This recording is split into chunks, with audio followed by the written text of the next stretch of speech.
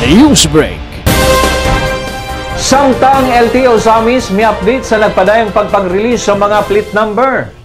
Padayon ang pag-awhag sa Land Transportation Office, labi na sa LTO Samis, alang niadtong mga motorcycle owner nga wala pa makaklaim sa ilang mga plate number o plaka.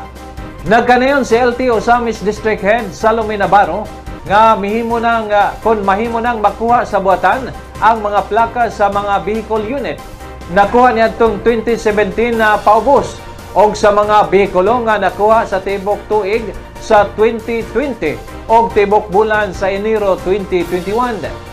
Samtang ang mga plaka alang sa mga vehicle unit nga nautang o napalit niya itong 2018 hangtod 2019 makuha didto sa ilang mga dealer. Gawa sa regular nga pagpang-release sa mga plaka mismo sa LTO, mobisita usab sila sa mga barangay aron pagpahibalo uban ang pagpang-release. Dugang pa niya nga kinahanglang makuha na sa mga motorcycle owner ang ilang mga plaka. Gumikan kay ila usab gilayng isunod ang pagpangdakop alang niadtong mga motorsiklo nga way official plate number. Ang LTO Ozamis, ang area namo is from Ozamis to Panaon. So amo ana ginang gi-visit nga mga munisipyo kay daghan man gyud kaayo makita nato nga walay mga plaka nga naka-attach sa motorcycle. So far medyo daghan-daghan naman po with the help of the LGUs, no?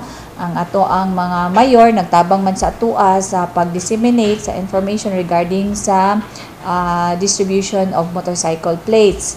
So, pero daghan pa gyud kay ang wala pa gyud nakaanhi dinhi sa opisina sa pag-claim. Gani magkandak ning mga outreach program, no? Mo visit mi sa mga barangay. So, I hope i-allow sad mi sa mga barangay captains, no, magpadala ko og letter sa ilaha para mo visit ang LTO para sa distribution sa mga motorcycle plates sa ilang mga constituents.